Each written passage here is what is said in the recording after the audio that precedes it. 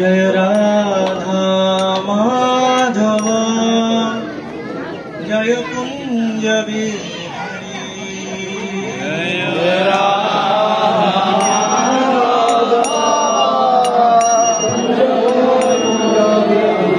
बिहारी जय राधा माधव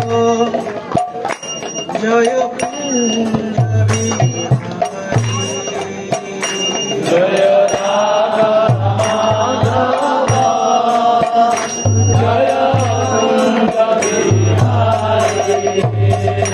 जय गोपी जन वल्लभ जय गिरिवरधारी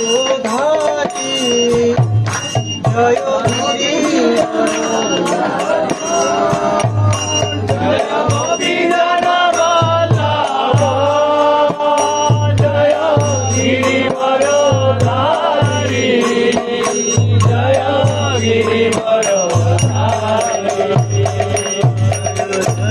यशोदानंदन भज जनरंजन यशोदानंदन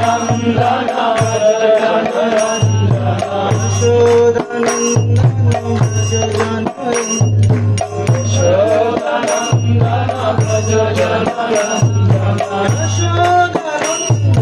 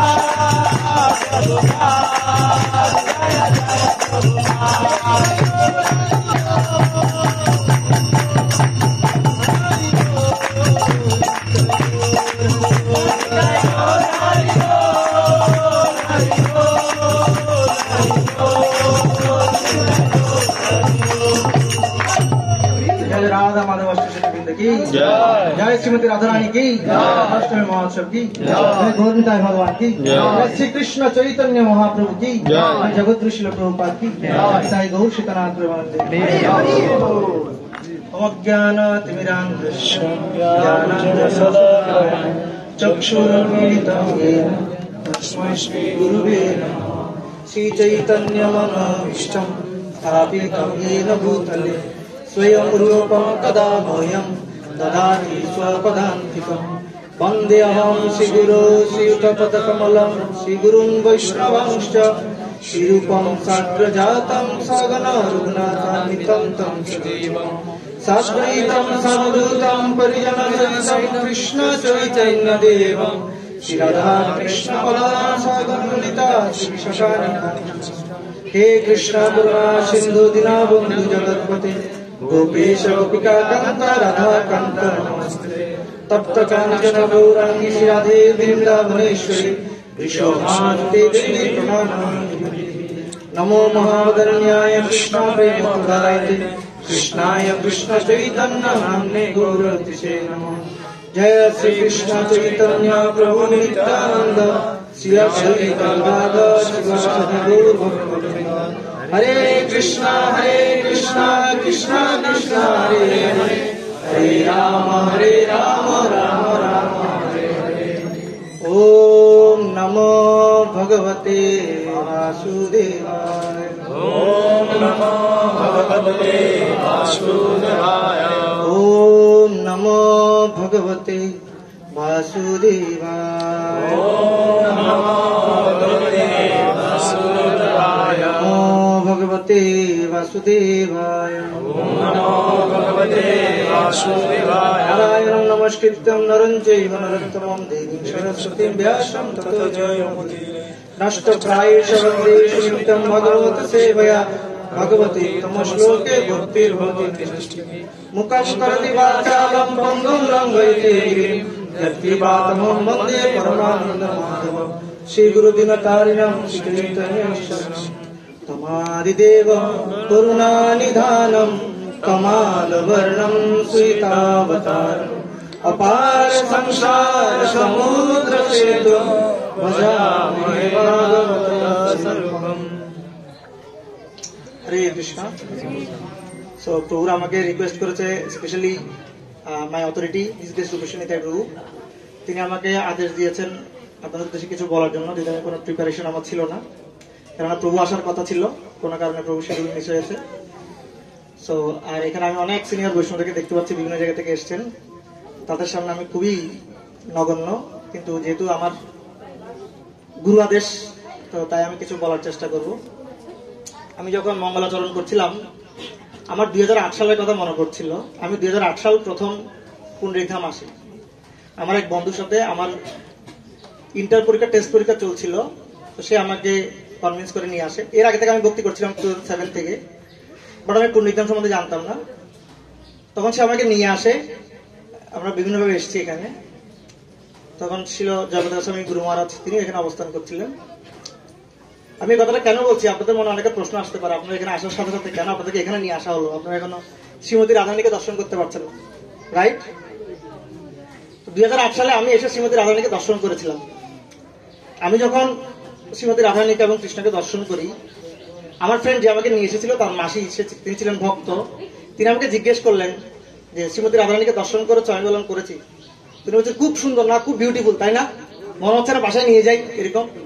তখন আমি মনে মনে চিন্তা করছিলাম, আমার কোনো ফিলিং হচ্ছে না, ওনার অনেক বিউটিফুল লাগছে, ওনার অনেক সুন্দর লাগছে, বাসায় নিয়ে যেতে ইচ্ছা করছে, বাট আমার কোনো ফিলিংস, শ্রীমতী রাধারানীকে দর্শন করে আমার কোনো ফিলিংস নেই। ওয়াই? কেন নেই? বিকজ আমি শ্রীমতী রাধারানীর সম্বন্ধে জানতামই না। ওনার কি গ্লোরি, তিনি কে, আমি জানতাম না। একইভাবে আমরা যখন কোনো ব্যক্তির রিয়েল পরিচয়, রিয়েল গ্লোরি না জানি, তাহলে আমরা শুধু তাকে দর্শনই করবো। পরমেশ্বর ভগবান শ্রীকৃষ্ণ যখন এই জগতে এসেছিলেন, কৃষ্ণকে অনেকে দর্শন করেছিলেন, কংস দর্শন করেছিলেন, জরাসন্ধ দর্শন করেছিলেন, শিশুপালও দর্শন করেছিলেন, অর্জুনও দর্শন করেছিলেন, গোপীরাও দর্শন করেছিলেন, কিন্তু প্রত্যেকের দর্শনের পার্সপেক্টিভ ভিন্ন ছিল। ওয়াই? কেননা তারা তাদের নলেজ যে লেভেলে ছিল, তারা সেভাবে দর্শন করেছে। ভাগবত খুব সুন্দর একটা শ্লোক আছে যে কিভাবে পরমেশ্বর ভগবানকে, শ্রীকৃষ্ণকে সবাই ভিন্ন ভিন্ন রসে দর্শন করছিলেন। কেউ মৃত্যু হিসেবে দর্শন করছিলেন, কংস মৃত্যু হিসেবে দর্শন করেছেন। যারা যশোদা মাতার মতো, দেবকী, যশোদা, তারা পুত্র শিশুরূপে দর্শন করেছেন। গোপিকারা তাদের দ্য অনলি বিলাভড। ইকোটা কমিয়ে দিলে ভালো হয়, বেসটা বাদে দিয়ে ইকোটা কমিয়ে দিলে। হরে কৃষ্ণ, ঠিক আছে, শোনা যাচ্ছে? তো গোপিকারা তাদের একমাত্র প্রেমের বস্তু হিসেবে দর্শন করেছিলেন। এভাবে বিভিন্ন জন বিভিন্নভাবে দর্শন করেছিলেন, তাদের যতটুকু নলেজ সে অনুসারে। তাই কিভাবে আমাদের প্রচেষ্টা হচ্ছে, আপনারা ধামে এসেছেন অনেকে, কারা কারা এখানে প্রথমে এসেছেন ধামে, পুণ্ডরিকধাম, রাইট? তো পুণ্ডরিকধামের গ্লোরি সম্বন্ধে আমরা জানি না। আমরা এমন একটা জায়গায় এসেছি যে জায়গাটি ব্রহ্মাদি দেবগণেরও দুর্লভ, ঠিক আছে? এই জায়গাটি যদিও জড়জগতে আছে, কিন্তু এটি জড়জগতের কোনো অংশ নয়। এই মুহূর্তে আপনারা ভগবত ধামে অবস্থান করছেন, ঠিক আছে? সো যদিও মনে হচ্ছে জড়জগতের অংশ, কিন্তু এই ধামটি মোটেও এই জড়জগতের অংশ নয়। এই জড়জগৎ একসময় বিনষ্ট হয়ে যাবে, কিন্তু এই ধাম কখনো বিনষ্ট হবে না। এটা চিন্ময় ধাম, ঠিক আছে? কিন্তু আমরা সেটা উপলব্ধি করতে পারছি না। কেন পারছি না? কারণ আমাদের প্রকৃত নলেজ, বা আমরা প্রকৃতপক্ষে জানি না আসলে। যখন আমরা জানবো, আমাদের সেই ভাবটি উদয় হবে। তো আজকে রাধা অষ্টমী, শ্রীমতী রাধারানীর আবির্ভাব তিথি। যদি শ্রীমতী রাধারানীকে কেউ এক বাক্যে বলতে চাই, হুই শ্রীমতী রাধারানী, তাহলে আমার মাথায়, আমি জানি না অনেকের মাথায় কি আসে, আমার মাথায় একটা লাইন আসে সবসময়, she is the best devotee ever in the 14 planetary system. এই 14 ভুবনে সবচেয়ে শ্রেষ্ঠ ভক্ত হচ্ছে কে? শ্রীমতী রাধারানী। বিকজ শ্রীমতী রাধারানী সবসময় তিনি কৃষ্ণ চিন্তায় মগ্ন থাকেন, 24 hours in Krishna consciousness temperament. তিনি সবসময় কৃষ্ণ চেতনা এবং কৃষ্ণকে সন্তুষ্ট করার জন্য তার জীবন। কৃষ্ণময়ী কৃষ্ণ যার ভিতরে বাহিরে, যাহা যাহা নেত্র পরে তাহা কৃষ্ণ স্ফুরে। কৃষ্ণময়ী, তিনি পুরোটাই কৃষ্ণময়, কৃষ্ণময়ী। কৃষ্ণ যার ভিতরে বাহিরে, তার ভিতরে ফুল মেড অফ কৃষ্ণ, বাহিরে মেড অফ কৃষ্ণ। সবসময় তিনি কৃষ্ণ, কিভাবে কৃষ্ণ সন্তুষ্ট হবে, তিনি সবসময় সেই কাজে ব্যস্ত আছেন। কিন্তু শ্রীমতী রাধারানীকে আমরা যার কৃপায় জানতে পেরেছি, তিনি কে? একটু আগে আমরা দর্শন করলাম, এখন আছেন, তিনি হচ্ছেন শ্রীকৃষ্ণ চৈতন্য মহাপ্রভু, ঠিক আছে? এটা ব্যাকগ্রাউন্ড আছে। যখন পরমেশ্বর ভগবান দ্বারকা লীলায়, দাপর যুগে ঠিক আছে, যখন এই বৃন্দাবনে আসলেন, বৃন্দাবনে এসে তিনি কি করলেন, তিনি ব্রজের যে উন্নত রস, জয় জয়ের জলরস সর্বরস সার, সকল রসের শ্রেষ্ঠ রস তিনি তার উন্নত ভক্তদের সাথে, গোপীগণের সাথে তিনি আদান প্রদান করেছেন। আর আদান প্রদান করে আমি চিন্তা করেছিলাম চৈতন্য চৈতন্য শ্লোকগুলো আমি বলবো, কিন্তু লেট হয়ে যাবে, আমরা বেশিক্ষণ নিব না, কিছুক্ষণ পর অভিষেক আছে, আমরা খুব শর্টকাট 30 মিনিটের মধ্যে আমি শেষ করবো, 25 মিনিট 30 মিনিট। তো পরমেশ্বর ভগবান যখন এখানে উন্নত রস লীলাবিলাস করতেন তার অন্তরঙ্গ ভক্তদের সঙ্গে, কৃষ্ণ যখন এই জগতে এসেছিলেন তিনি যে রস আদান প্রদান করেছেন সবার সাথে আদান প্রদান করেনি। কার সাথে আদান প্রদান করেছেন? শুধুমাত্র তার অন্তরঙ্গ ভক্তদের সাথে তিনি এই জগতে এসেছেন এবং সেই লীলাবিলাস করেছেন, এবং পাশাপাশি পার্ট টাইম জব হিসেবে কিছু ওষুধ নিধন করেছেন। ঠিক আছে, পরমেশ্বর ভগবান এটা প্রিন্সিপাল কাজ নয়, ওষুধকে বিনাশ করা। এটা শাস্ত্রে বর্ণনা করেছে, জীব গোস্বামী বর্ণনা করছেন, অ্যাকচুয়ালি বিশ্বনাথ চক্রবর্তী ঠাকুর বর্ণনা করছেন। অসুর বিনাশটা হচ্ছে এই জন্য করতেন কৃষ্ণ, কৃষ্ণের সাথে সকালে সারাদিন খেলাধুলায় মত্ত থাকতেন।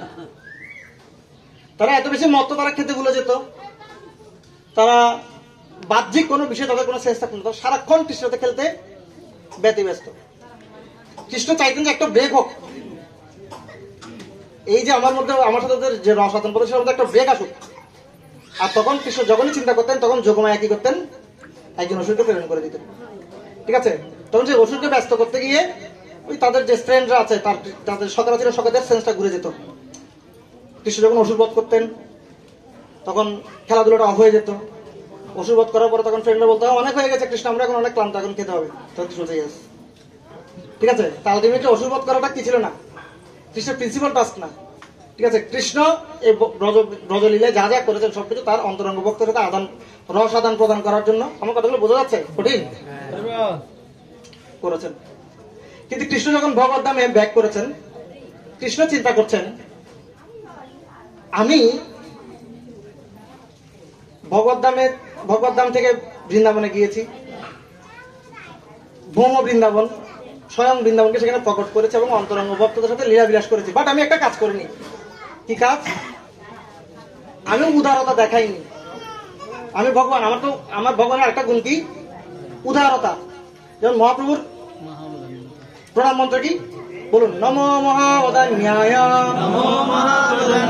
কৃষ্ণ প্রেম প্রদায়তে কৃষ্ণায় কৃষ্ণ চৈতন্য নাম্নে গৌরাতিশে নমঃ। মহাবদান্য, মহা উদার।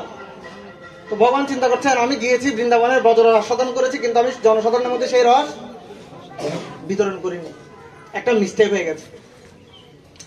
আর আমার যে ব্রজের রস সেটাকে উপলব্ধি করতে না পেরে জনগণ বিভ্রান্ত হচ্ছে। তারা যে ব্রজের যে উন্নত রস, শ্রীমতী রাধারানী এবং গোপীগণের সাথে আমার যে সম্পর্ক, সেই সম্পর্কতে তাদের জড় দৃষ্টি দিয়ে দর্শন করছেন। ঠিক আছে, এই জন্য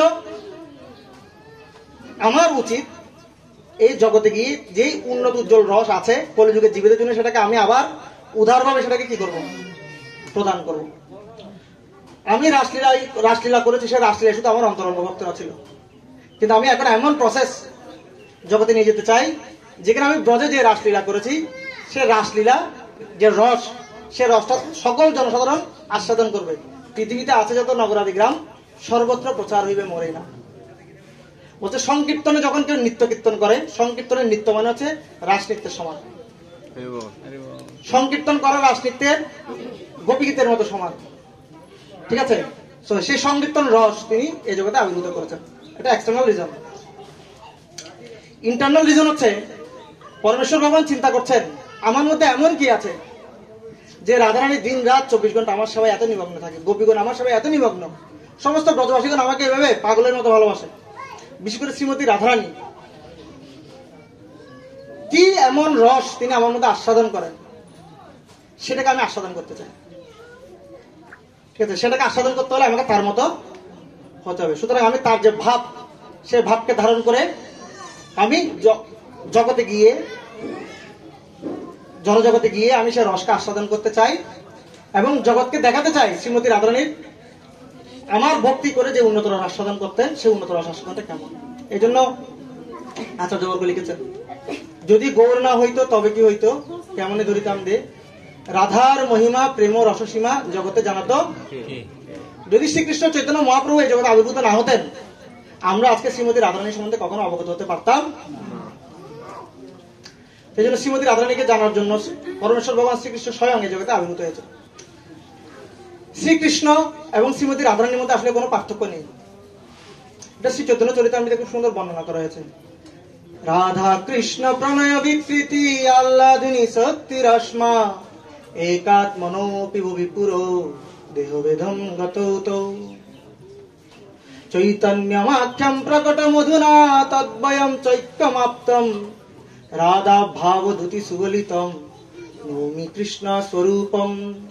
বলছে রাধা কৃষ্ণ প্রণয় বিকৃতি আহ্লাদিনী শক্তি রশ্মি আছে। রাধা এবং কৃষ্ণের যে তত্ত্ব একাত মন অভিভবিপুরং দেহবেতম গত, যদিও তারা এক স্বরূপে, তাদের মধ্যে কোনো পার্থক্য নেই। চৈতন্য চরিতামৃত উদাহরণ দিচ্ছে, পরমেশ্বর ভগবান শ্রীকৃষ্ণ হচ্ছেন শক্তিমান, আর শ্রীমতী রাধারানী হচ্ছেন তার শক্তি। কি বলছি? পরমেশ্বর ভগবান শ্রীকৃষ্ণ হচ্ছেন, রাধারানী হচ্ছেন শক্তি। শক্তি ছাড়া শক্তিমানের কোনো অস্তিত্ব নেই। শক্তিমানের কাছে যদি শক্তি না থাকে তাহলে তিনি কিভাবে শক্তিমান? রাইট? আর শক্তি কাকে আশ্রয় করে থাকে? একইভাবে আগুন, আগুন থেকে যেভাবে কখনো উত্তাপকে আলাদা করা যায় না, আগুন থেকে উত্তাপকে আলাদা করে নিলে আগুনের কোনো অস্তিত্ব থাকবে? একইভাবে শ্রীমতী রাধারানী এবং শ্রীকৃষ্ণ একই তত্ত্ব, বাট একাত্মন অভিভবিপুরং দেহ ভেদম গত হতো, কিন্তু রস আস্বাদনের নিমিত্তে তারা ভিন্ন দেহ গ্রহণ করেছে।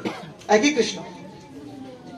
কৃষ্ণের যে শক্তি, শক্তির মূর্তিমান বিগ্রহ হচ্ছে শ্রীমতী রাধারানী। আমি আরেকটু পরে ব্যাখ্যা করবো কৃষ্ণের কি কি শক্তি আছে। সেই কৃষ্ণ এই জগতে মহাপ্রভু রূপে রাধা ভাব ও ধুতি সুবলিতম, শ্রীমতী রাধারানীর যে ভাব, যে ভাব নিয়ে তিনি সর্বক্ষণ কৃষ্ণ সভায় নিমগ্ন আছেন, সেই ভাবকে তিনি অঙ্গীকার করে এই জগতে আবির্ভূত হয়েছেন। শ্রী রাধয়া প্রণয় মহিমা কীদৃশবান এব अस्यद्यमेनात् मधुरिमा कीदृशमदीय सैक्यं चैश्य मदनुभवत कीदृशवेति लोभा तद्भावाढ्य समजनि शचिगर्भ सिन्धु हरि इंदु। যে শচিগর্ভ সিন্ধু, শচিমাতার মা থেকে, শচিমায়ের গর্ভ থেকে যেই চন্দ্রের আগমন হয়েছে, যে শ্রীকৃষ্ণ চৈতন্য মহাপ্রভু, তিনি কেন এসেছেন? আস্যাদ্য মেয়াদ মধুরিবা কীদৃশম মদীয়, আমি দেখতে চাই আমার মধ্যে এমন কি রস আছে যেটার জন্য শ্রীমতী রাধারানী এত আকুল, তিনি আমাকে এভাবে সেবা করার জন্য উদ্যুত থাকেন। এবং সৈক্যম চৈশ্য মদনভবত কীদৃশ বেতি লোভাত, মহাপ্রভু লোভী হয়েছেন, গ্রিডি হয়েছেন। রাধারানী এবং আদার্স গোপিকারা আমাকে ভালোবেসে যে রস আস্বাদন করেছেন, সেই রসটা কি সেটাকে উপলব্ধি করার জন্য তার মধ্যে লোভ জন্মগ্রহণ করেছেন। আর সেজন্য তিনি এই শচী গর্ভে, সাধারণত আমরা সাধারণ দৃষ্টিকোণ থেকে দেখি চাঁদ এবং সূর্য কোথা থেকে উঠে? কোথা থেকে? সমুদ্র থেকে। এই জন্য এখানে উদাহরণ দিয়েছে। আসলে কিন্তু সমুদ্রের সাথে চাঁদ বা সূর্যের কোনো সম্পর্ক নেই, বাট যেহেতু আমরা দেখি আমাদের তথাকথিত ইন্দ্রিয় দিয়ে, সেজন্য এখানে এই উপমাটা প্রদান করেছেন। শচী গর্ভরূপ সিন্ধু থেকে যে চন্দ্রের উদয় হয়েছে, সে চৈতন্য চন্দ্র। বুঝতে যাচ্ছে কেন তিনি শ্রীমতী রাধারানীর ভাবকে অঙ্গীকার করার জন্য। শ্রীমতী পরমেশ্বর ভগবান শ্রীকৃষ্ণ যেভাবে এই জগতে তথাকথিত দৃষ্টিকোণ থেকে মাতৃগর্ভ থেকে তিনি জন্মগ্রহণ করেছেন বলে মনে হয়। আমাদের অনেকের প্রশ্ন, আমাদের অনেক ব্যক্তি আমাদেরকে প্রশ্ন করে, সনাতনীরা, যে উনি যদি ভগবান হন উনি কেন জন্মগ্রহণ করেছেন? তো সনাতনী থেকে যখন প্রশ্নটা আসে তখন আমি কিছু স্টাক হয়ে যাই। তখন আমার মধ্যে একটা বিষয় কাজ করে যে আমরা সনাতনী, কিন্তু আমরা এখনো পরমেশ্বর ভগবান বলছি, শ্রীকৃষ্ণ পরমেশ্বর ভগবান, কিন্তু কতটুকু ডাউট আমরা প্রশ্ন করছি যে তিনি কেন জন্মগ্রহণ করেছেন। সেই জিনিসগুলো আমাদের তত্ত্বগতভাবে জানা উচিত, রাইট? একইভাবে পরমেশ্বর ভগবান শ্রীকৃষ্ণ যেভাবে জন্মগ্রহণ করেননি, শ্রীমতী রাধারানীও তথাকথিতভাবে কোন মাতৃগর্ভ থেকে জন্মগ্রহণ করেন। পরমেশ্বর ভগবান শ্রীকৃষ্ণ যদিও মনে হচ্ছে তিনি দেবকীর গর্ভ থেকে জন্মগ্রহণ করেছেন, বাট আলটিমেটলি নট, কারণ তিনি প্রথমে চতুর্ভুজ বিশ্বরূপে তার সামনে আবির্ভূত হয়েছে, রাইট? মাতৃগর্ভ থেকে তার জন্ম হয়নি। তখন দেবকী বলছেন, হে ভগবান, আমি আপনাকে পুত্র রূপে চেয়েছিলাম, আমি বাৎসল্যতা সাধন করতে চেয়েছিলাম, কিন্তু আপনি যদি আমাকে এভাবে ধরা দেন, আমি কিভাবে এইরকম স্নিগ্ধ প্রাবীর ঘন শ্যামম সর্ব সৌন্দর্য সংগ্রহম চার্বায়ত চতুর্বাহু সুজাত রুচিরাননম পদ্মকোশ পলাশাক্ষম সুন্দর ভ্রুসুনাশিকম সুদ্দিজম সুকপোলস্যম সমকর্ণ বিভূষণম। এই যে ঐশ্বর্য, 4 হাত, এত ঐশ্বর্য, আমি কিভাবে মাতৃর আস্বাদন করবো, আমি কিভাবে আপনাকে শাসন করবো, আমি কিভাবে আপনাকে কোলে তুলে নিব? ঐশ্বর্য জ্ঞানে পরমেশ্বর ভগবানের যে ভক্তি, সেটি এত বেশি কি হয় না, সেখানে এত বেশি রস নেই। আমি আপনাকে পুত্র রূপে চাই। তখন পরমেশ্বর ভগবান কৃপাপূর্বক তার কাছে পুত্র রূপে আবির্ভূত হয়েছিলেন, এবং কিভাবে অলঙ্কার সমেত, চুল সমেত, সুন্দর সুকেশ, না মুখেন লোকার্তিহর স্মিতেন পরিস্ফুরৎ কুণ্ডল মণ্ডিতেন সোনাইতেন ধরবিম্ববাসা প্রত্যর্হয়ন্তম সুনসেন শুভ্র। তো মুখেন লোকার্তিহর স্মিতেন, এমন এক চেহারা নিয়ে জন্মগ্রহণ করেছেন যে চেহারা দেখার সাথে সমস্ত জগতের আরতি হরণ হয়ে যায়। মুখেন লোকার্তিহর স্মিতেন পরিস্ফুরৎ কুণ্ডল মণ্ডিতেন, তার কানে কুণ্ডল ছিল। সোনাইতেন অধরবিম্ববাসা, খুব সুন্দর দেহ, অধর। প্রত্যয় একদম সুনসেন শুভ্র, এবং চাঁদের মতো, না খুব সুন্দর পরমেশ্বর ভগবানের রূপ। যদি এই শ্লোকটা দশম স্কন্ধের নয়, কিন্তু জাস্ট রেফারেন্স করার জন্য আমি বলবো। সেভাবে যখন পরমেশ্বর ভগবান তার সামনে আবির্ভূত হলেন, পরমেশ্বর ভগবান সাধারণভাবে মাতৃগর্ভ থেকে জন্মগ্রহণ করেন, কিন্তু দেবকী মাতা তিনি ফিল করেছেন যে তিনি কৃষ্ণকে জন্ম দিয়েছেন যোগমায়ার প্রভাবে। কেন? কারণ মা যদি কখনো ফিল না করেন যে আমি ওকে জন্মদান করেছি, তাহলে মায়ের তো সেই ফিলিংসটা আসবে না আদর করার মতো। তিনি ফিল করছেন আমি তাকে জন্ম দিয়েছি যোগমায়ার প্রভাবে, বাট আলটিমেটলি কৃষ্ণ সাধারণভাবে জন্মগ্রহণ করেন। এই জন্য জন্ম কর্ম চমে দিব্যম এবং ইয়বেত্তি তত্ত্বত ত্যাগটা দেহম পুনর্জন্মম নৈতি মামেতি সৌরি অবজানন্তি মাঙ্গুরা মনুষিং তনুমাশ্রিতম পরং ভাবম অজানন্ত মমভূত মৈশনম। অবজানন্তি মাঙ্গুরা মনুষিং তনুমাশ্রিতম, আমি যখন সাধারণ মানুষের মতো জন্মগ্রহণ করি, তখন সকলে মনে করে আমি সাধারণ মানুষ। হ্যাঁ, মুরা তারা হচ্ছে মূর্খ, যারা মূর্খ ব্যক্তি, তারা আমার তথাকথিত মনুষ্য দেহ দেখে মনে করে আমি সাধারণ মানুষের মতো অবতীর্ণ হয়েছি। ঠিক আছে, তারা জানে না মমভূত আমি হচ্ছে মহা ঈশ্বর। ঠিক যে উদাহরণটা দিয়েছিলাম, আমরা সাধারণ দৃষ্টিতে সবসময় যা কিছু দেখি তা না, ঠিক আছে, যা দেখি তা। যেমন আমরা প্রতিদিন দেখি সূর্য সমুদ্রে অস্ত যাচ্ছে, সমুদ্র থেকে সূর্য উদিত, আর এটি দেখার জন্য কক্সবাজারে সবাই কত হাজার হাজার টাকা দিয়ে সমুদ্রে সূর্য অস্ত যাচ্ছে, সমুদ্র থেকে সূর্য উদিত হচ্ছে, এটা দেখার জন্য মানুষ হাজার হাজার টাকা দিয়ে যাচ্ছে না? কুয়া কাটা যাচ্ছে না? যাচ্ছে কিনা? আলটিমেটলি সমুদ্রের জলের সাথে সূর্যের কোনো সম্পর্ক আছে? কোথায় সূর্য? সূর্য কোথায়? সমুদ্র কোথায়? কারণ আমাদের 4টি ত্রুটি রয়েছে, ভ্রম, প্রমাদ, বিপ্রলিপ্সা এবং কর্ণপাঠক। আমাদের ইন্দ্রিয়গুলো অপূর্ণ, আর আমাদের ইন্দ্রিয়ের অপূর্ণতা হেতু আমরা অনেক বিষয় দেখি যেটা দেখতে যেমন মনে হচ্ছে তা নয়। ঠিক যেমন সূর্য, সমুদ্র থেকে সূর্যের জন্ম হয় না। আবার অনেক সময় প্রবাদ খুব সুন্দর উদাহরণ দিচ্ছেন, যেমন চালের মধ্যে অনেক সময় কিছু পোকা পাওয়া যায়, চালের মধ্যে, না প্রবাদটির নাম কি দিয়েছেন? বিছে পোকা নাকি একটু বলেন? হ্যাঁ, লেট পোকা বা সামথিং লাইক দিস। সেটা প্রবাদ লিখছেন তাৎপর্যে, কিন্তু আলটিমেটলি দেখতে মনে হচ্ছে চাল থেকে এটা জন্ম হয়েছে, বাট চাল থেকে কখনো এটা জন্ম হয় নাই, কিন্তু দেখতে মনে হচ্ছে চাল থেকে এটা জন্ম হয়েছে। একইভাবে আমরা সবসময় যা দেখি তা নয়। আপনারা অনেক কষ্ট পাচ্ছেন গরমে, একটু 5-10 মিনিট ওয়েট করেন। ওখানে অনেক গরম, ওখানে আপনার ফ্যানের নিচে বসতে পারবেন, বাট এখানে আপনারা অনেক ভালো আছেন, ওখানে দাঁড়ানোর জায়গা নেই। তারপর আমরা দর্শন করতে যাবো, সারাদিন দর্শন লাভ করতে পারবেন।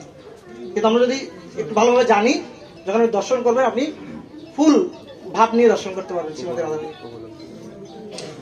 সো এভাবে শ্রীমতী রাধারানী কোনো অর্ডিনারি ভাবে জন্মগ্রহণ করেননি। শ্রীমতী রাধারানীকে বৃষভানু মহারাজ কোথায় প্রাপ্ত হয়েছিলেন? যমুনাতে একটি পদ্মফুলের মধ্যে তিনি বেশি এসেছিলেন, তাকে প্রাপ্ত হয়েছিল। এবার শ্রীমতী রাধারানী একসময় এই রাধাষ্টমীর দিন আবির্ভূত হয়েছিলেন। সো আমরা অনেক বেশি ডেসক্রিপশনে যাব না। সো মহাপ্রভুকে বলা আছে অনর্পিত চরিম চিরাত করুণায়বতীর্ণ কলৌ সমর্পয়িতুম উন্নত উজ্জ্বল রসাম সভক্তি শ্রিয়াম হরি পুরোটা সুন্দর দুটি কদম্ব সন্দিত সদা হৃদয় কন্দরে স্ফুরিত ভাষ্য চিরাম। তো কেন বলছে অনর্পিত চরিম চিরাত করুণায়বতীর্ণ কলৌ, তিনি এতই করুণাপরায়ণ যে প্রেম জগতে অনেক অনেক লক্ষ বছর ধরে কেউ প্রদান করেনি, সেই প্রেমকে প্রদান করার জন্য তিনি জগতে আবির্ভূত হয়েছেন। সেটি কি? উন্নত উজ্জ্বল রসাম, উন্নত উজ্জ্বল রস। সেটি কি? শ্রীমতী রাধারানী এবং কৃষ্ণের মধ্যে যে সম্পর্ক। কিন্তু এই যে আমি একটু আগে উদাহরণ দিলাম, আমরা সবসময় যা দেখি তা তা আমরা লক্ষ কোটি বছর ধরে এই জগতে ঘুরপাক খাচ্ছি নাগরদোলার মতো। আর এই জগতে আমাদের যত সমস্ত সম্পর্ক, সবগুলো সম্পর্কের সেন্টার হচ্ছে একটা জিনিস, সেটা হচ্ছে কাম। সেটা কি? এর জন্য আমরা অনেক অনেক লক্ষ লক্ষ বছর ধরে কামের দ্বারা আমাদের জগৎকে, এই জগতের একটাই আকর্ষণ, সেটা কি? মানুষ এত পড়ালেখা কি জন্য করছে? কি জন্য? কাম। এত টাকা পয়সা ইনকাম কি জন্য করছে? কাম বাসনাকে চরিতার্থ করছেন। এভরিথিং এই জগতের একটা আকর্ষণ, সেটা কি? সুতরাং আমরা আমাদের জড় ইন্দ্রিয় যা কিছু দেখি সবকিছু কামের দৃষ্টিতে দর্শন করি। ঠিক আছে? তো এইভাবে আমরা রাধাকৃষ্ণের যে প্রণয়, সেটাকে আমরা কাম হিসেবে সবসময় দর্শন করে এসেছি। তো মহাপ্রভু এসে রাধার মহিমা প্রকাশ করার মাধ্যমে আমাদেরকে বুঝিয়েছেন যে আমরা যেই ব্রজগোপিকাদের সাথে শ্রীমতী রাধারানীর সাথে পরমেশ্বর ভগবানের যেই আদান প্রদানকে আমরা দর্শন করছি, আলটিমেটলি সেটি দেখতেও যদি এই জগতের কামের মতো, কিন্তু আপাতত সেটি নয়। চৈতন্য চরিতামৃত বর্ণনা করছে পরমেশ্বর ভগবানের সাথে শ্রীমতী রাধারানীর যে সম্পর্ক বা গোপিকাদের যে সম্পর্ক, সেই সম্পর্ক সেটার নাম হচ্ছে প্রেম। আর জগতে আমাদের যে সম্পর্ক, সেই সম্পর্কের নাম হচ্ছে কাম। কেন? কারণ চৈতন্য চরিতামৃত সংজ্ঞা দিচ্ছেন আত্ম ইন্দ্রিয় প্রীতিবাঞ্ছা তারে বলি কাম, কৃষ্ণ ইন্দ্রিয় প্রীতিবাঞ্ছা ধরে প্রেম নাম। হরে কৃষ্ণ। ঠিক আছে, গরমের কারণে যাদের যাদের বাচ্চা আছে কান্না করছে একটু হেঁটে আসে। ঠিক আছে, সো কোথায় ছিলাম? আত্ম ইন্দ্রিয় প্রীতিবাঞ্ছা তারে বলা কাম। অর্থাৎ এই জগতে যদিও আপাত দৃষ্টিতে মনে হচ্ছে আমারটা ভালোবাসা, আমারটা প্রেম, কিন্তু সবকিছুর পেছনে আমাদের নিজের ইন্দ্রিয় তৃপ্তির বাসনা সূক্ষ্মভাবে লুকায়িত হয়েছে। আমরা কাউকে ভালোবাসি কি জন্য? কি জন্য? কি জন্য? সেটা আমার স্বার্থ আছে, কারণ তাকে ভালোবাসার মধ্যে আমার ইন্দ্রিয়গুলো তৃপ্ত হয়, হয় কিনা? আমি সবসময় একটা উদাহরণ দিই অনেকজনকে, খুবই প্র্যাকটিক্যাল। ঠিক আছে, আমাদের মধ্যে যে কত সূক্ষ্মভাবে যে কামনা বাসনা রহিত থাকে, যখন কেউ মারা যায়, বিশেষ করে স্বামী স্ত্রীর মধ্যে দেখবেন না, তখন দেখবেন স্ত্রী খুব কান্না করে। কি বলে কান্না করে? আমার এখন কি হবে, আমাকে কোথায় রেখে গেলে, আমার এখন কি হবে, তুমি আমাকে কোথায় রেখে গেলে। কাকে নিয়ে চিন্তা করছে? বলছে আমি তোমাকে খুব ভালোবাসি, কিন্তু কান্নার মধ্যে অবচেতন ভাবে কার কথা চিন্তা করছে? আমি আমি আমি আমাকে কোথায় রেখে গেলে, আমার এখন কি হবে, আমাদেরকে কে দেখবে। ছেলেরা কান্না করে, বাবা আমাদেরকে কে দেখবে বাবা, ঠিক না? তাহলে বাবার প্রয়োজন কি জন্য? আমাদের জন্য। বাট গোপিকাদের কৃষ্ণকে ভালোবাসার পেছনে আমি এবং আমার এই ধরনের কোনো বাসনা কখনো ছিল না। তারা সবসময় চিন্তা করতেন কৃষ্ণ কিসে সন্তুষ্ট হবে, কৃষ্ণ কিসে সন্তুষ্ট হবে। একবার কৃষ্ণের অনেক জ্বর হলো, অনেক বৌদ্ধ কৃষ্ণকে সুস্থ করতে পারছে না। তখন বৌদ্ধ আসলো, অনেকে আসলো, নারদমুনি ছদ্মবেশে আসলো। কৃষ্ণ বলছে, কি ভগবান আপনি এখনো সুস্থ আছেন, কি করলে আপনি সুস্থ হবেন? তখন কৃষ্ণ বলছেন, একটা ওষুধ আছে, কিন্তু এটা খুব রিস্কি ওষুধ, এটা কেউ তোমাকে দিবে না। কি ওষুধ? যদি আমার ভক্তদের চরণ ধুলি আমার মস্তকে এনে দিতে পারো, আমার যারা খুব বেস্ট ভক্ত, তাদের চরণ ধুলি যদি আমার মস্তকে এনে দিতে পারো, তাহলে আমার এই জ্বর সেরে যাবে। কিন্তু এই জন্য তাদেরকে নরকে যেতে হবে। এই জন্য তাদেরকে নারদমুনি বের হলেন, অনেকজনকে বলছেন যে কৃষ্ণের অনেক অসুখ। কৃষ্ণ বলছে চরণ ধুলি দিলে কৃষ্ণের, তখন বলছে না না বাবা, না না বাবা, কি নরকে যেতে হবে? না না না না। ঠিক আছে, সবাই কার কথা চিন্তা করছে? আমাকে নরকে যেতে হবে। এভাবে করতে করতে গোপিকাদের সামনে এসে উপস্থিত হয়েছেন। গোপিকাদেরকে বলছেন, গোপিকার ওনাকে দেখবেন, কি ব্যাপার আপনি এত ডিপ্রেসড কেন, কি সমস্যা? বলছে কৃষ্ণের অনেক অসুখ। বলছে হ্যাঁ, কৃষ্ণকে তো অনেকদিন ধরে দেখছি না, বলুন কি হয়েছে তার? তার অনেক জ্বর, কিভাবে সুস্থ হবে বলুন। বলছে বৌদ্ধ বলেছে তার ভক্তদের, তারা তাকে খুব বেশি ভালোবাসে, তাদের চরণধুলি যদি তার মাথায় দেওয়া হয় তার জ্বর সেরে যাবে। বাট দুঃখের বিষয় হচ্ছে এই জন্য তাদেরকে নরকে যেতে হবে। বলছে আরে মশাই রাখুন তো, নরক আগে চরণধুলিটা নিয়ে যান, নরকটা পরে হিসাব করবো, ঠিক আছে? আর কৃষ্ণের জন্য যদি নরকে যেতে হয় এটা এমন বেশি কি, ঠিক আছে? এমনি কৃষ্ণবীরে সবসময় নরকের মতোই থাকি, ঠিক আছে? নরকে না হয় গেলাম, কিন্তু আগে সে সুস্থ, সে ভালো থাকলে আমরা ভালো, সে ভালো থাকলে আমরা যদি নরকের আগুনে জ্বলিও কোনো প্রবলেম নাই। তাহলে দুটার মধ্যে পার্থক্য কি? আত্ম ইন্দ্রিয় প্রীতিবাঞ্ছা আর কৃষ্ণ ইন্দ্রিয় প্রীতিবাঞ্ছা। কৃষ্ণ যখন গোচারণে যেতেন, দশমেশটিতে খুব সুন্দর বর্ণনা আছে, তারা সবসময় চিন্তা করতেন কৃষ্ণের পাগুলো কত নরম, কত সফট, এই পাগুলোতে কাটা ফুটবে, এটা আমরা সহ্য করতে পারছি না। তারা সবসময় কৃষ্ণ দিকে গোচারণ লীলা করছেন, কিন্তু তারা বাসায় সবসময় কৃষ্ণ বিরহ। খুব সুন্দর একটা শ্লোক আছে, প্রেমকে অঙ্কন অর্ব রুদিত। বলছে মায়েরা, ব্রজ গোপিকারা সন্তানকে দোল খাওয়াচ্ছে, কোথায়? দোল নাই, কিন্তু চিন্তা করছে কৃষ্ণের। গাভী থেকে দুধ দহন করছে, কিন্তু সবসময় চিন্তা করছে কৃষ্ণের। কৃষ্ণের পা গুলো অনেক নরম, যখন অনেক রোদ উঠছে, এত রোদ কৃষ্ণটা সহ্য করতে পারবে? আমি যদি কৃষ্ণকে গিয়ে একটু ছায়া দিতে পারতাম, ভগবানের কাছে প্রার্থনা করতে, হে ভগবান, হে মেঘ তুমি সূর্যকে ডেকে দাও, ঠিক আছে? এবার সবসময় তারা সবসময় কৃষ্ণ চেতনায় বিলীন থাকতো। এই জন্য চৈতন্য চরিতামৃতে কৃষ্ণদাস কবিরাজ গোস্বামী বর্ণনা করছেন, এই ব্রজ গোপিকাদের সাথে কৃষ্ণের যে সম্পর্ক এবং আমাদের তথাকথিত যুবক যুবতীদের মধ্যে আমরা যে সম্পর্ক দেখি, সেই দুটি সম্পর্ক হচ্ছে স্বর্ণ এবং লোহার মতো ডিফারেন্স। কিসের মতো ডিফারেন্স?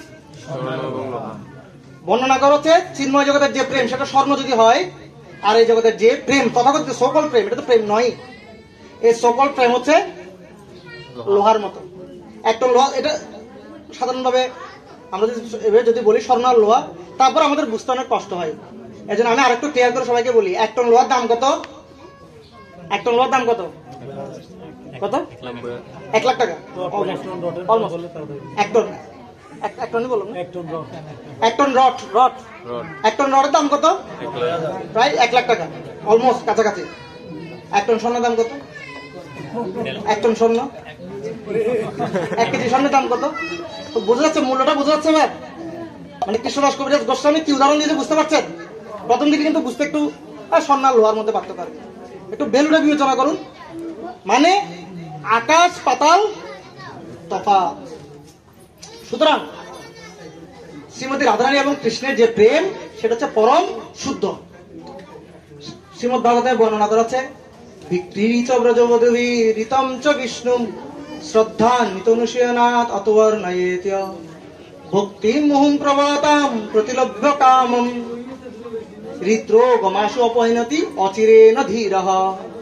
বলছে তথাকথিত দৃষ্টিকোণ থেকে মনে হয় শ্রীকৃষ্ণ এবং রাধারানী এবং গোপীদের যে প্রেম সেটা তথাকথিত আমাদের যুবক যুবতীদের প্রেমের মতো। বাট কেউ যদি শ্রদ্ধান্বিত অনুশীলনাথ অত বর্ণয়েত, যদি কেউ যথার্থ পরম্পরা ধারায় সেই প্রেম, সেই কৃষ্ণ এবং শ্রীমতী রাধারানী এবং গোপিকাদের যে প্রেম সেটা যদি পরম্পরা ধারায় সদ্গুরু তত্ত্বাবধানে থেকে শুদ্ধ ভক্তদের শ্রীমুখ থেকে শ্রবণ করে, তাহলে হৃদ রোগম আশু অপহীনতি অচিরেণ ধীর। আমাদের হৃদয়ের মধ্যে যে কাম রোগ আছে, যে কাম রোগের দ্বারা আমরা লক্ষ লক্ষ বছর ধরে জগতে ঘুরছি, এই জগতে আমরা কেন ঘুরছি লক্ষ লক্ষ বছর ধরে? কারণ আমরা কাম থেকে বেরোতে পারছি না। চিন্ময় জগতে প্রবেশ করার প্রথম শর্ত হচ্ছে আপনাকে জিরো কাম হতে হবে। যারা ডায়াবেটিস রোগী আছে, কি বলে? Zero sugar. কি খায়? Zero sugar. ঠিক চিন্ময় জগতে যেতে হলে আপনাকে কি হতে হবে? জিরো লাস্ট, জিরো কাম। আর এই যে ব্রজ গোপিকাদের সাথে কৃষ্ণের যে সম্পর্ক সেটা এত পিওর, বলছে এটা শ্রবণ করার ফলে যে কারো কাম রোগ দূরীভূত হবে, কিন্তু সেটা শ্রবণ করতে হবে ধীরে ধীরে পরম্পরা ধারায় শুদ্ধ ভক্তদের সম্মুখ থেকে। তো যাই হোক, শাস্ত্রে শ্রীমতী রাধারানীর যে নাম, অনেকে বলে শ্রীমতী রাধারানী, এই ধরনের কোনো তত্ত্ব নেই। আসলে এটা ভুল ধারণা। শাস্ত্র অনেক জায়গায় আছে, আমাদের একটা গ্রন্থ পাওয়া যাচ্ছে, কোথায় কোথায় শাস্ত্রে শ্রীমতী রাধারানীর নাম আছে। আপনাদের যাদের ডাউট আছে, কারণ এটা নিয়ে ক্লাস দিতে আমাদের অনেক সময় চলে যাবে, আপনি সেটা পড়তে পারেন। সেখানে আপনারা জানবেন শ্রীমতী রাধারানীর নাম অনেক অনেক শাস্ত্রে বর্ণিত রয়েছে। এবং শ্রীমদ ভাগবত, অনেকে বলে শ্রীমদ ভাগবত নেই, না, শ্রীমদ ভাগবতমে বর্ণিত আছে। পরম পূজ্য শ্রীমদ রাধা গোবিন্দ স্বামী মহারাজ বলছেন শ্রীমদ ভাগবতমে শুধু একজন গোপিকার নাম উল্লেখ করা হয়েছে। কয়জন গোপিকার নাম? সেটা কে? মা যশোদা। ঠিক আছে, উনি ছাড়া আর কোনো গোপিকার নাম উল্লেখ করা হয়নি।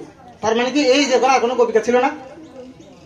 ঠিক আছে, কৃষ্ণদাস কবিরাজ গোস্বামী ইচ্ছে করে ওখানে কোনো গোপিকার নাম উল্লেখ করেননি, কেননা বৃন্দাবনে শত সহস্র কোটি গোপিকা ছিল, মুখ্য গোপিকা।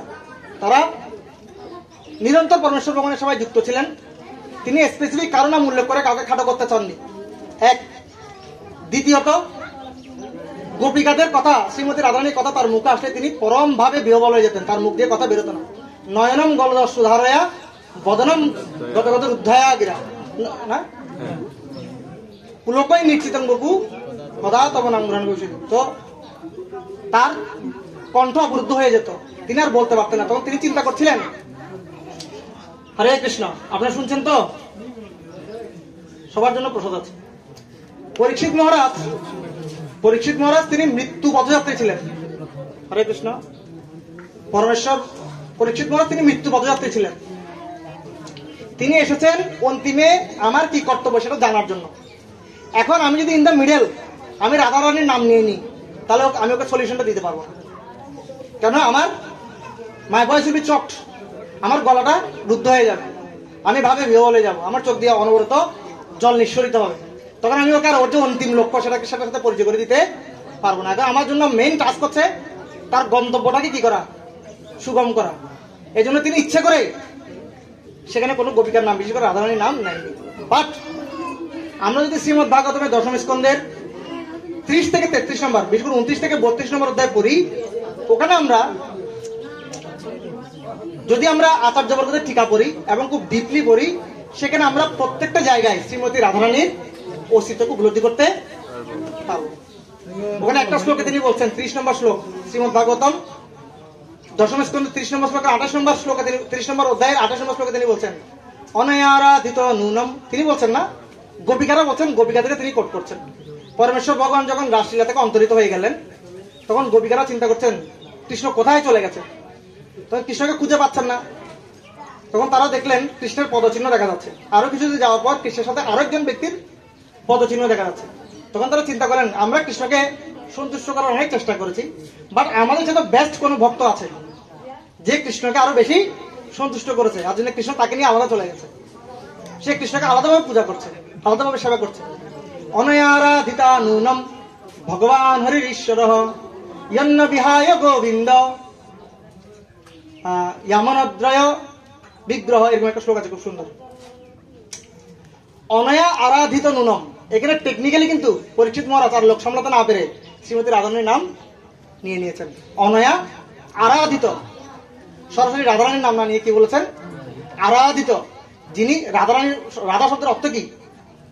যিনি সবসময় নিরন্তর ভাবে পরমেশ্বর ভগবান শ্রীকৃষ্ণকে আরাধনা করে থাকেন। ঠিক আছে, অনয়া আরাধিত নুনম ভগবান হরির ঈশ্বর, যে ভগবান যিনি শ্রীহরি, তাকে এ আরাধিত কোন আরাধিতা, যিনি নিরন্তর পরমেশ্বর ভগবানের সেবা করছেন, তিনি তুষ্ট করেছেন। ঠিক আছে, সেখানে তিনি শ্রীমতী রাধারানীর নাম নিয়েছেন। এবং শাস্ত্র বলছে শ্রীমতী রাধারানীর সাথে কৃষ্ণের কি ধরনের সম্পর্ক। শ্রীমতী রাধারানী কৃষ্ণ সবাই এত বেশি নিমগ্ন, সেখানে কোনো কামের গন্ধ নেই, সেখানে কোনো জলজাগতিক দেহকে তৃপ্ত করার কোনো মানসিকতা নেই। যদি আপাতত মনে হচ্ছে এমন, সেটা আমি আপনাদেরকে ক্লিয়ার করে দিলাম। কিসের মতো পার্থক্য দেখে বলেন, কিসের মতো পার্থক্য এখান থেকে বলেন দেখি, কারা কারা শুনেছেন? হাত তুলেন, হাত তুলেন। কিসের মতো পার্থক্য? কামার প্রেমের সোনা এবং লোহার মতো পার্থক্য। যা দেখছি তা না। কৃষ্ণ এবং রাধারানীর যে প্রেম, সেটা হচ্ছে পরম শুদ্ধ, কেননা সেখানে কোনো দৈহিক স্যাটিসফ্যাকশনের কোনো সম্পর্ক। সেখানে কি ধরনের satisfaction? Service satisfaction. 24 hour Srimati Radharani পরমেশ্বর ভগবানের সবাই নিমগ্ন থাকেন। কিভাবে কৃষ্ণ সন্তুষ্ট হবে? শাস্ত্রে এমনও বর্ণনা আছে, শ্রীমতী রাধারানী কখনো কৃষ্ণের জন্য যে আইটেম রান্না করেন, সেটা তার লাইফে আর কোনোদিন কি হবে না, মানে রিপিট হবে না, রিপিট হবে না। শ্রীমতী রাধারানী কৃষ্ণের জন্য যে আইটেম একবার রান্না করেন সেটা আর কখনো রিপিট।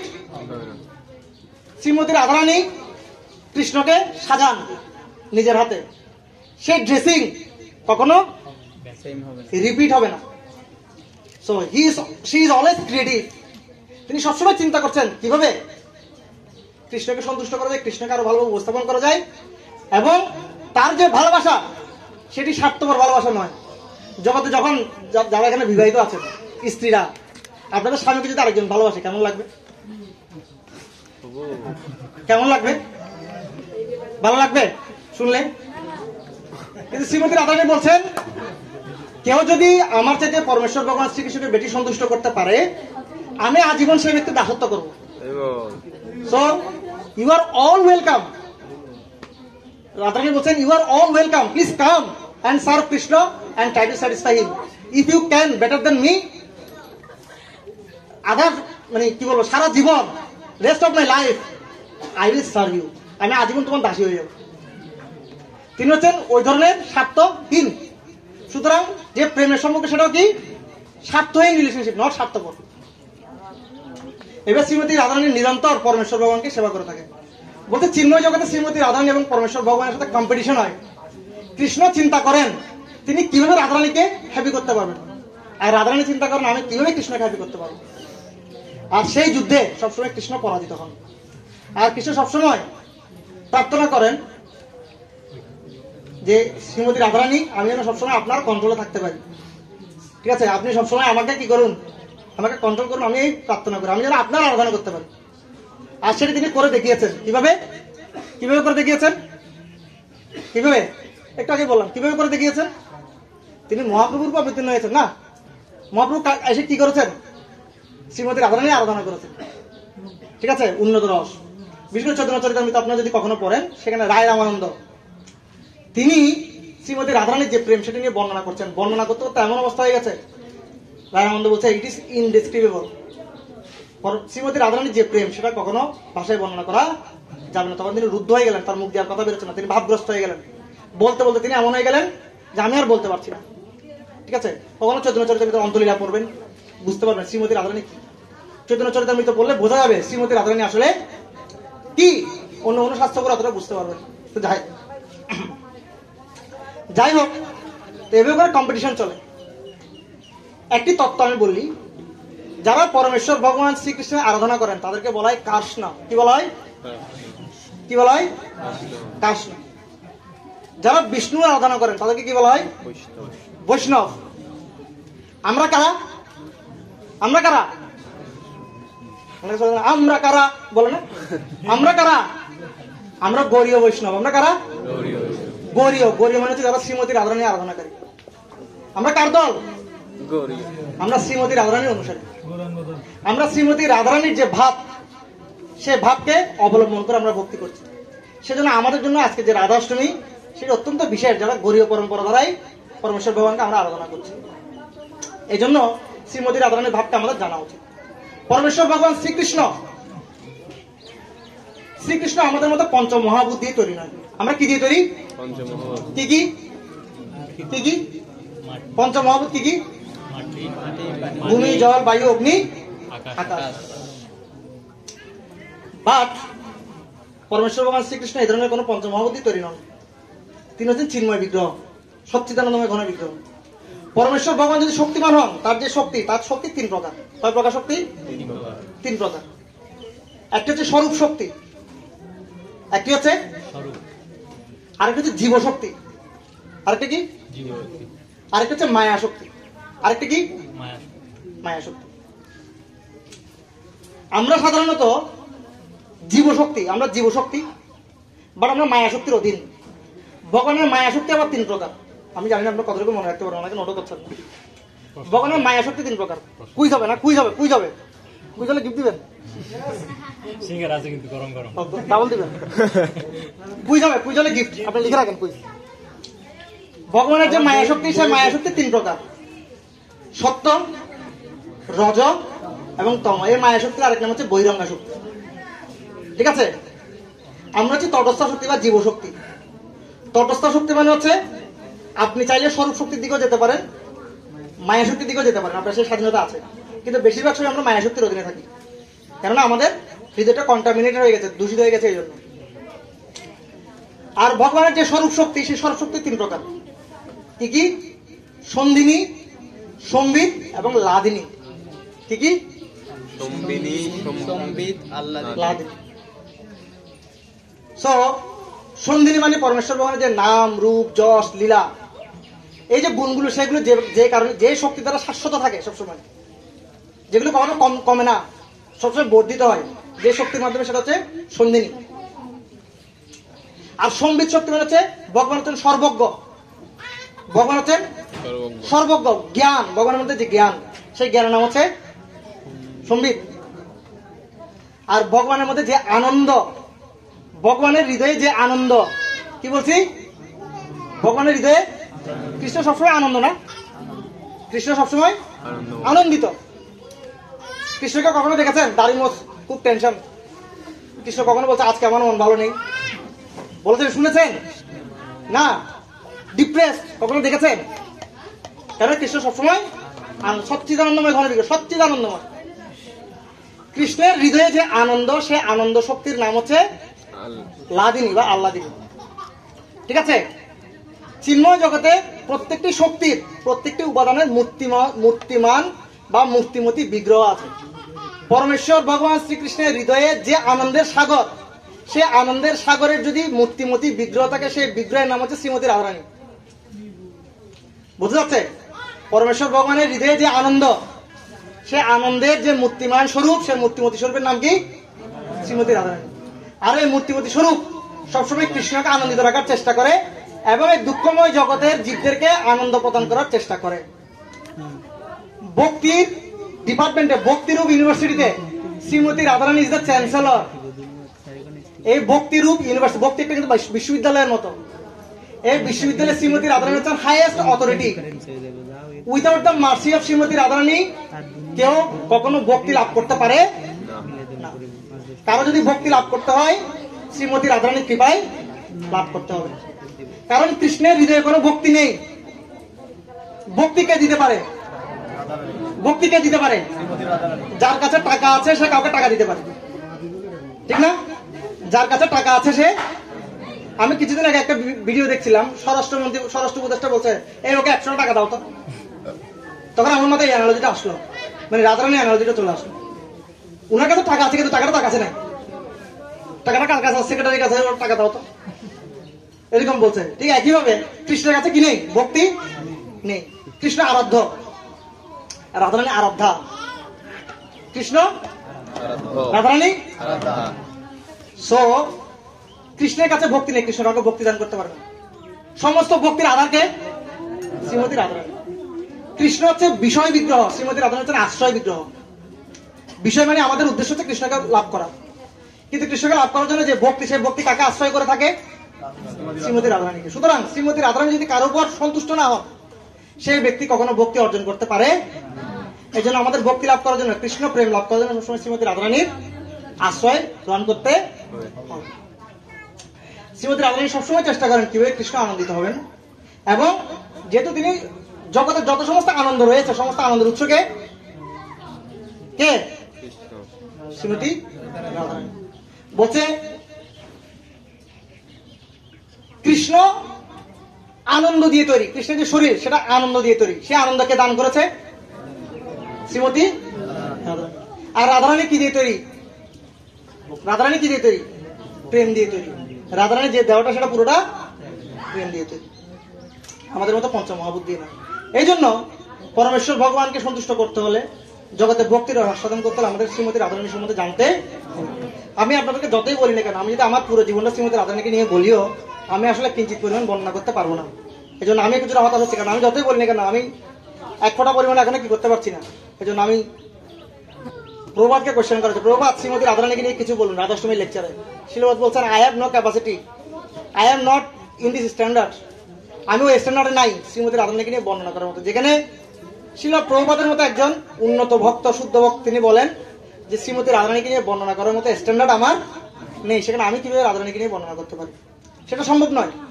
বাট আমরা প্রার্থনা করতে পারি শ্রীমতী রাধারানীর কাছে গিয়ে, হে শ্রীমতী রাধারানী, আমরা অনেক অজ্ঞ, আমরা অনেক লেস ইন্টেলিজেন্ট। আপনি আমাদেরকে কৃপা করুন, ভক্তি দান করুন।